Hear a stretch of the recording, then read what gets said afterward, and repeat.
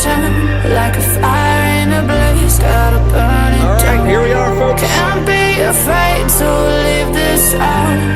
We got this far, don't know how. I see danger in your eyes.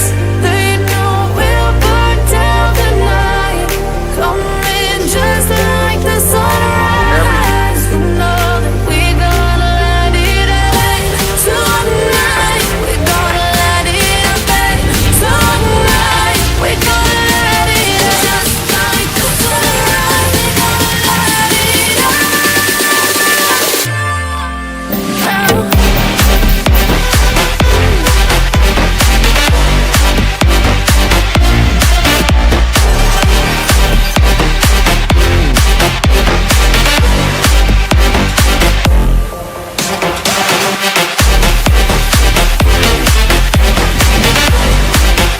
Welcome back once again. This is Chris Report, and he assured me that since Simon's down in Boulders, folks, this is Chris Wyatt reporting from South Africa.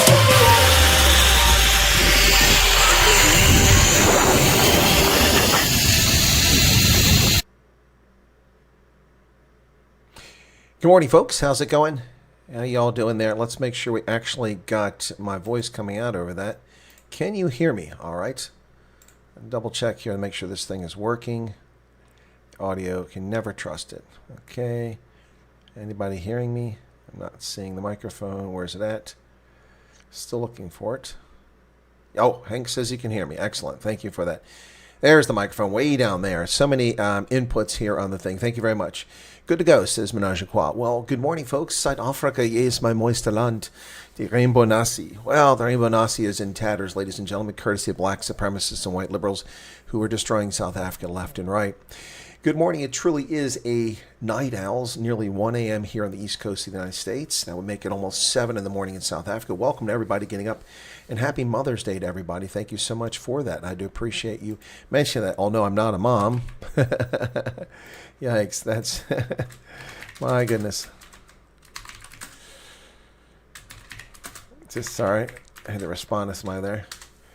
Okay, all right. But welcome to the program. And this reason for this Night Owls is I was doing some production on videos.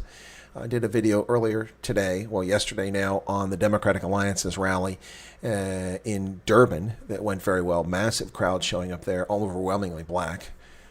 And then I was putting together another video on the Patriotic Alliance rally, which took place in Athlone, looking to put that one together.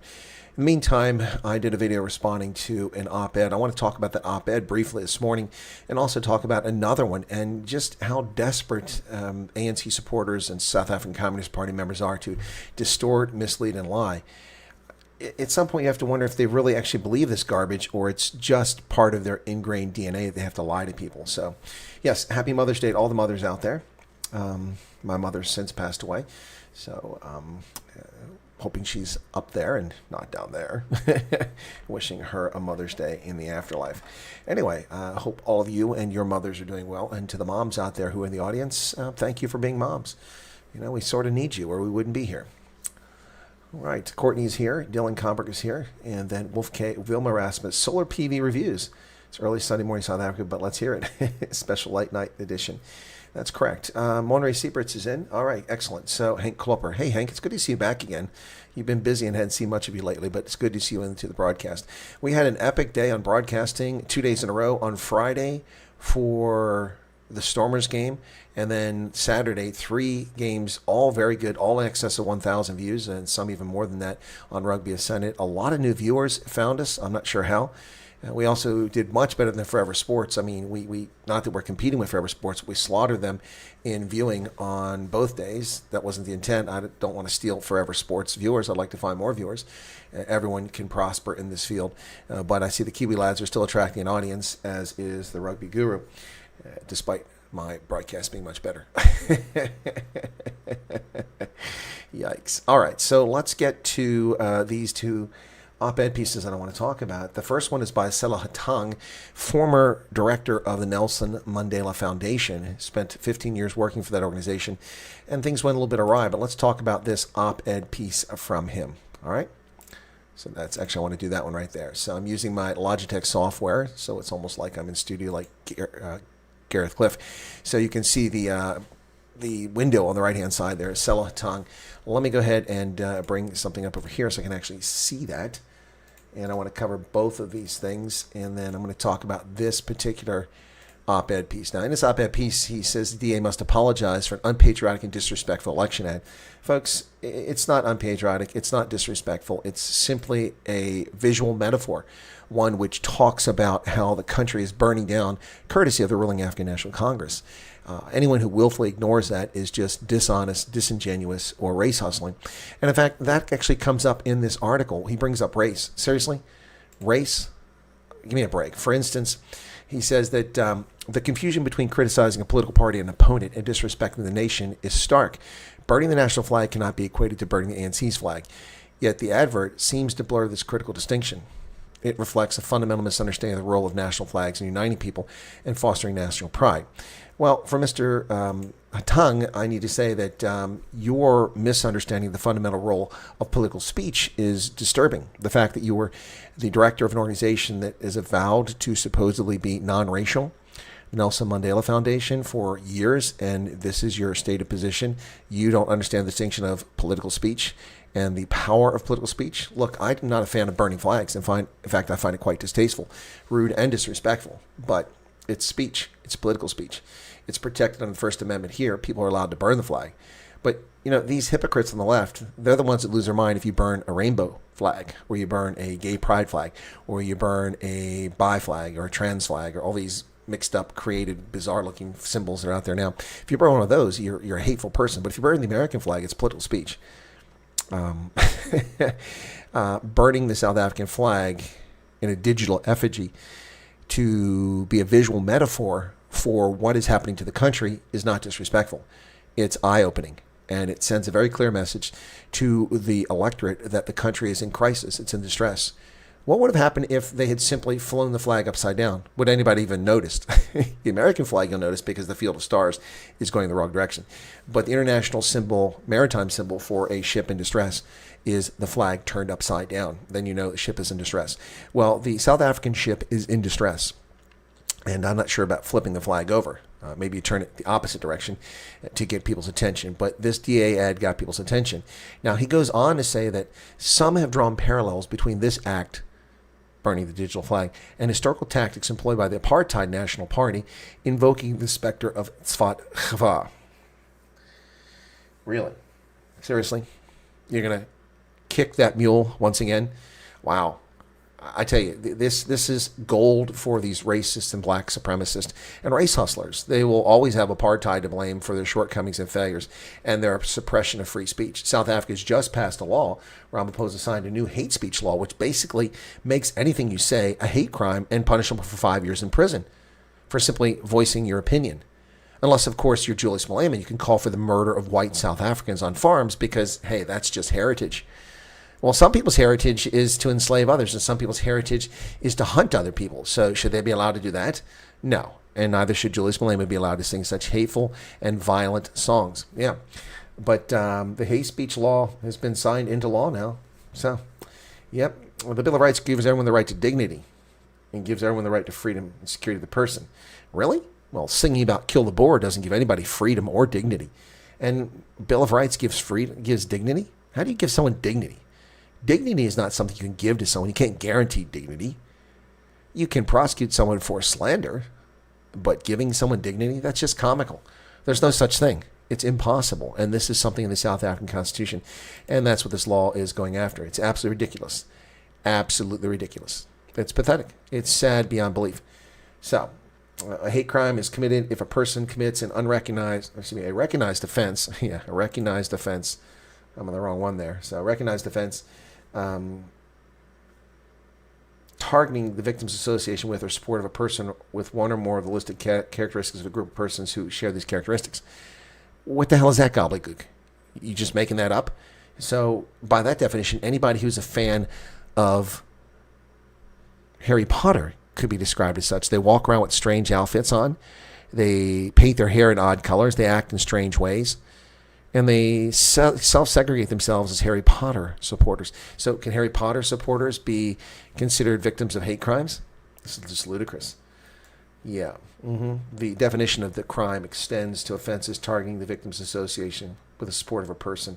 Yeah, anyway, the offense of hate speech applies to any person who intentionally publishes, propagates, advocates, shares, or communicates anything to one or more persons in a manner that could reasonably be construed to demonstrate a clear intention to be harmful or to incite harm, to promote or propagate hatred based on defined grounds. Well, by definition, that would be everything that comes out of Julius Malema's mouth, would it not? It would be everything that comes out of Julius Malema's mouth. So will they soon be rounding up Julius Malema and putting him behind bars for his crimes? I seriously doubt it. This, as all laws like this are intended, is meant to frighten people into silence. Because if you, for instance, notice it says share, if you're on Twitter and you forward or repost a tweet and somebody claims that that harms their dignity, you will be imprisoned for that. You don't believe me? Oh, it's true. It's coming. It's coming.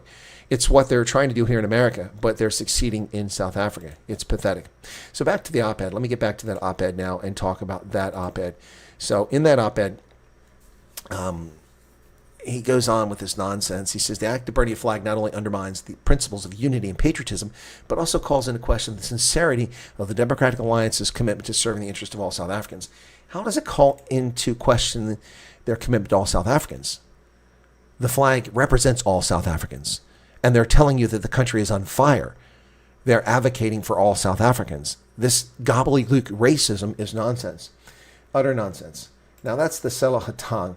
I should tell you about Selahatang. He was accused of corruption and misuse of company credit card and abuse of authority back in 2019, 2020. He was found not guilty by an internal inquiry, and he took a leave of absence while he was under investigation.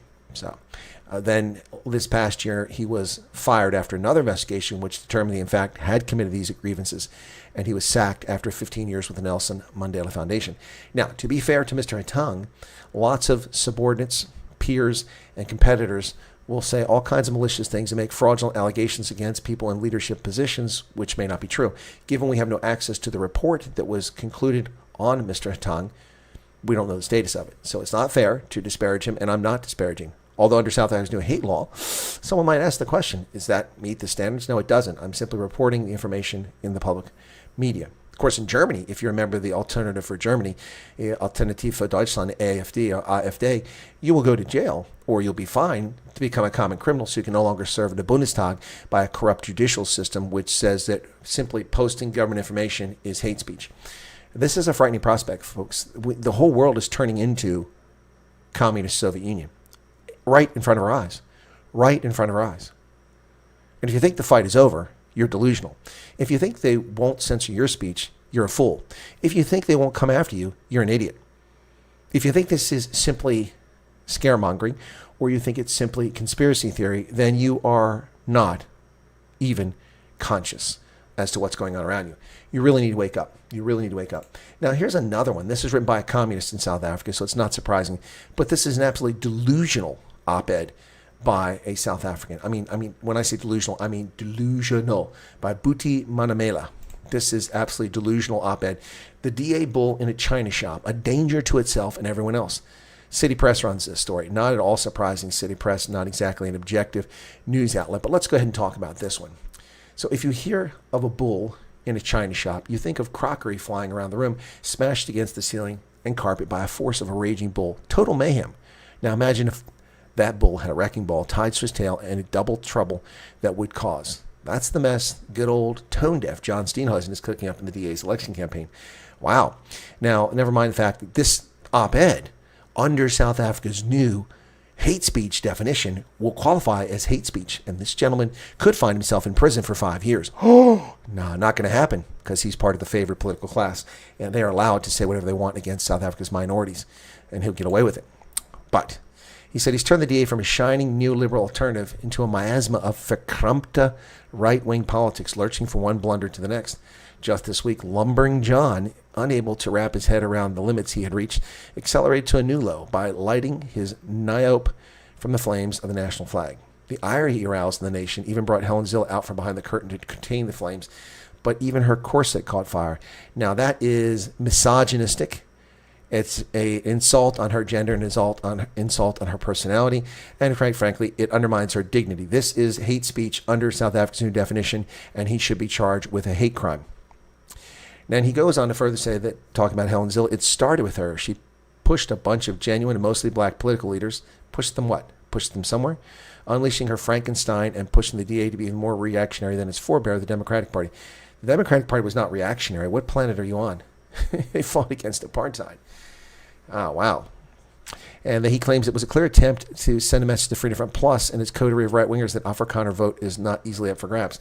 The Afrikaner vote is infinitesimal and is not the key to Democratic Alliance victory in any election whatsoever. So this is just total nonsense, total garbage by a communist. And that's who this guy is, an absolute communist.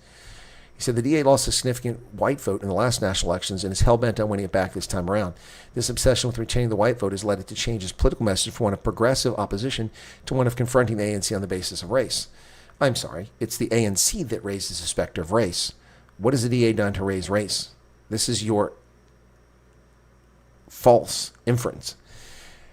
Gradually, the DA has subtly linked corruption, poor governance, and lack of service delivery with black leadership. No. They've linked it with ANC leadership or lack thereof, and that's the bottom line here. That's the question. See how the race hustlers take race and try to blame it on someone else? No one in the DA is talking about black leadership. No one says anything about blacks. This is your inferior intellect devolving and assuming or inferring incorrectly. The bottom line is this. Look at the ANC's leadership. They've expunged all the white and Indian leadership, almost completely gone. The only white and Indian leaders are useful idiots who are incompetent and incapable of achieving anything. Ibrahim Patel? Seriously? Give me a break. That guy's the Minister of No Trade. Oh, man. Now, he says this despite the chaos they created in Shwane. The chaos they created in Shwane. I'm sorry.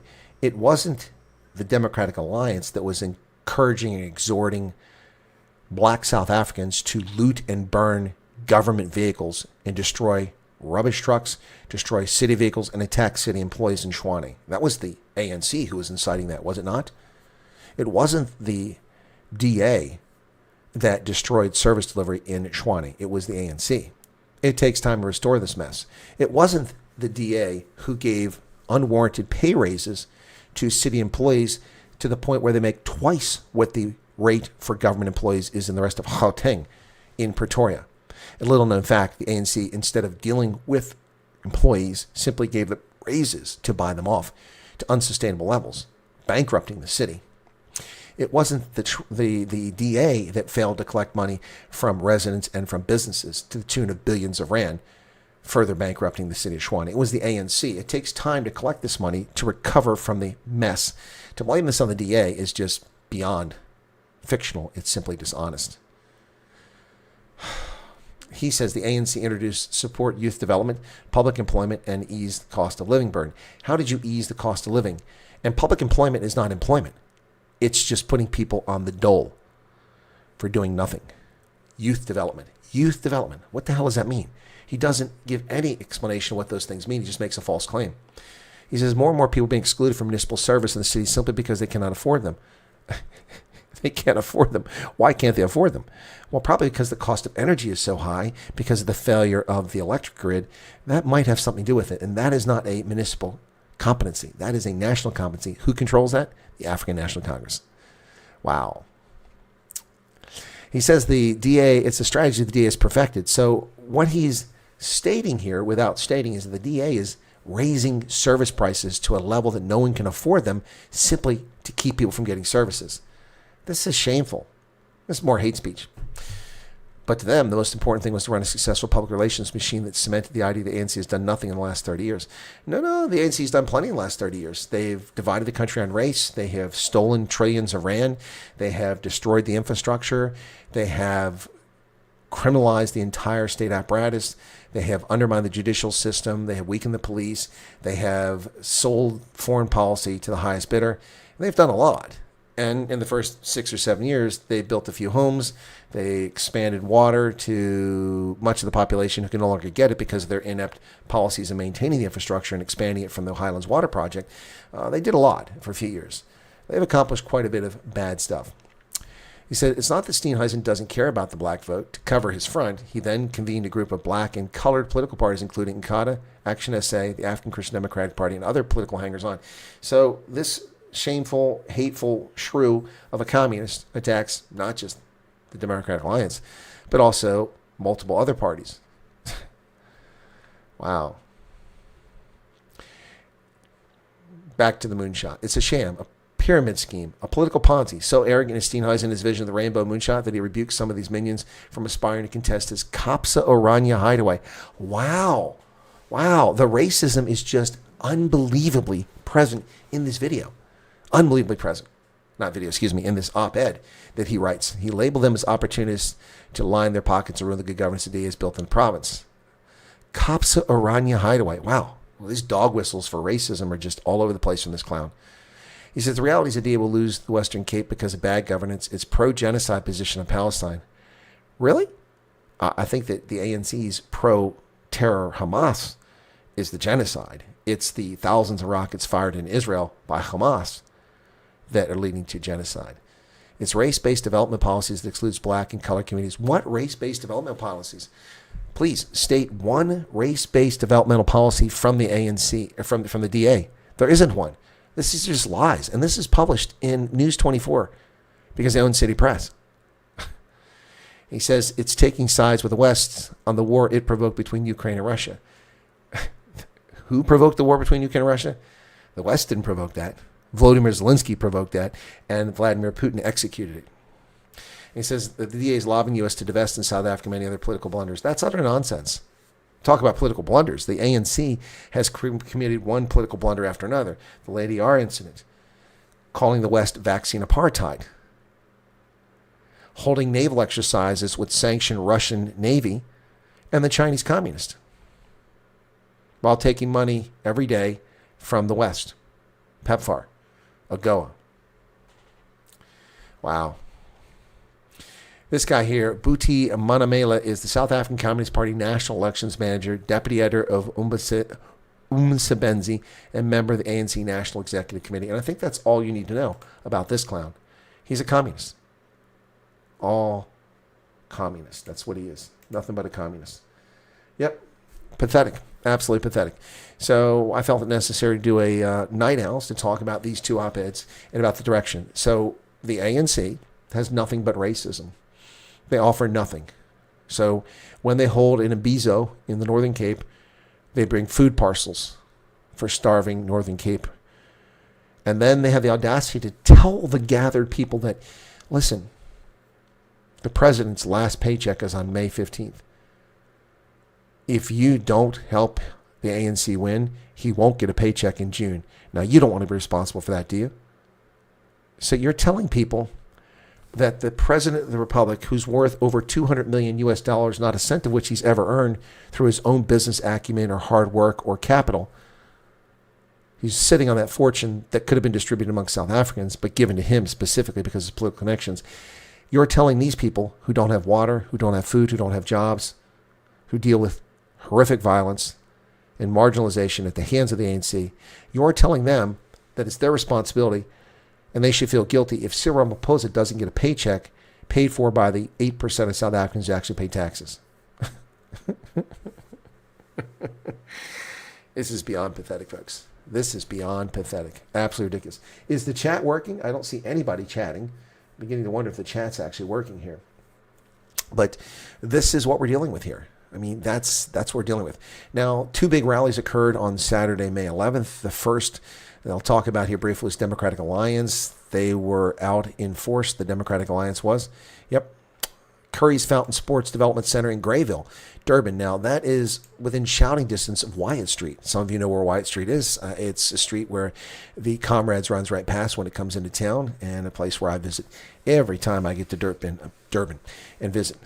It's named after a British officer during the Anglo-Zulu War, Lieutenant Wyatt. So, yeah, The Curry's Fountain Sports Development Center just jam-packed with people. John Steenhuisen, Francois Rogers, and Chris Pappas were all among the luminaries from the DA present. There were huge Rescue KZN signs, Rescue South Africa T-shirts. Yeah, it was a big event, and there was no coverage in the legacy media in South Africa. It was not covered at all. At all, ladies and gentlemen. It was not covered. Not at all. It may be covered on Sunday's news, but they didn't cover it on Saturday. Not News 24, not IOL, not Times Live. None of these news outlets covered this story during the day. As I said, they may cover it on Sunday.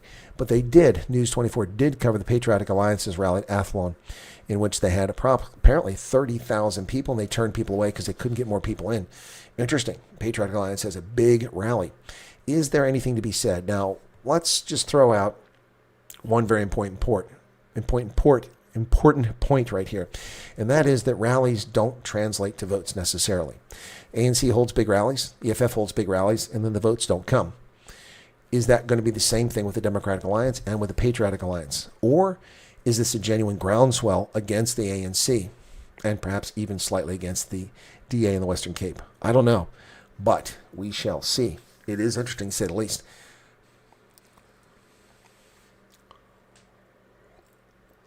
Aren't the people smart enough to clearly see that the ANC is turning south there in Zimbabwe? Well, the problem with that menage a trois is that presumes that people actually care. There are a number of people who profit from this chaos. ANC patronage network keeps a lot of people wealthy and in the salad. And they don't care what happens to South Africa. It's just like in America. The whole political complex set up to ensure subsidies for ethanol, for solar, photovoltaic, the condemnation of the hydrocarbon industry, the promotion of sugar subsidies, all of this. Intense regulation meant to cripple small business and medium-sized enterprises to the advantage of big business that can afford to pay for an army of lawyers, accountants, and tax attorneys. All of this people profit from. But it stifles competition and job growth and GDP advancement. And the same thing in South Africa. And the same thing. Lots of people benefit from the chaos, just not the majority. And it's morally bankrupt. That's the problem. But people just don't want to see it. Working, but morning coffee going down now. Okay, morning, Monray. Okay, Ulrich Fenner. Yep. Happy Mother's Day to all the moms out there. Yep. So, yeah, no, menage a trois. You think people be smart enough, but somebody is telling me that the average IQ in South Africa was basically at the idiot or moron level. I don't know if that's true. I don't really care. That may be the case in the aggregate, but a lot of people are smarter than that, black, white, and brown. The problem is a lot of people carry their emotions on their shoulders or on their sleeve, and they make their decisions based on that. It's absolutely ridiculous. They vote against their best interest. It's crazy, absolutely crazy. And it continues everywhere. It's just absolutely mind-boggling. Again, you have to wonder about the intelligence of people who vote sometimes. Not everyone, but a certain percentage of the population. And the hate wankers will, of course, assume that that's a racist or xenophobic comment. It's not. It's not. The lady who told my volunteer that the reason she voted for the other guy, not for me, is because I was in the Army when Obama was president, was white. She's an idiot. She's white. Hey, Rita. Speeches at all this pile of cowpats. Good heavens, how they manufacture their opinions and air it. No, you're very welcome, Rita. No, it's absolutely, this is ridiculous. What gets me is that the complicity of the media. Do you see any countervailing op-eds from conservatives in City Press, on IOL, in News 24, in the Daily Maverick, in Mail and Guardian? Not a single one. Not a single one that refutes all this racism and bigotry. Not a single one. And as I said, that op-ed there would qualify as hate speech under the law that's in effect now in South Africa. By the way, the opposition must win this election. They must repeal that law and get rid of it. It's absolutely ridiculous. Absolutely ridiculous. It is shameful. All right, so no menage a trois. The people aren't that smart, and that's the bottom line. And that's the world over. People aren't that smart. They just aren't, and it's tragic. It's sad to say the least. Very sad. But anyway, I want to talk to you about those two things and just get it out there. So I'm going to wrap it up here, and thank you all for tuning in. It's about a half hour. It's 1:21 in the morning, as you can see on the clock behind me there. And I'm going to hit the rack, get a few hours sleep for Sunday. I'll be up and be doing a broadcast on Sunday. I've got more interviews coming up this week. One with General Bantu Holomisa from the UDM Monday night. Wednesday night, it's Dr. Kenneth Mishwe, the ACDP. I'm in the process of getting Devin Hofmeyer from the UIM on the program as well. I've reached out to the DA to speak to John Steenhuisen, but his schedule's very busy, so hopefully that's going to work out. No guarantees. Also for Francois Rogers from the DA in KZN, and I still haven't heard back from Chris Pappas' team. So all three of those I'm in the works for. In addition to that, I'm also reaching out to the IFP. I've already contacted them to get Labisa back on the program or any IFP candidates. So we're trying. One of the viewers asked me to speak to the ACC, I think it was, or something like that. I gave the email and the post in the video, and hopefully we'll respond back on that. And I don't know the party, but we'll talk to them. And there you go. All right, that's it. Thank you all so much for your patience, for listening. And it's just frightening, isn't it? The idiocy that's out there. Thanks for listening. And I'll be back on in a few hours after some rest, and we'll chat tomorrow morning. I will be doing that PA video about their rally in the interest of full disclosure. All right? So there you go. All right, folks. Have a good one. Enjoy your day. Be safe out there, and I'll catch you all later on. Cheers.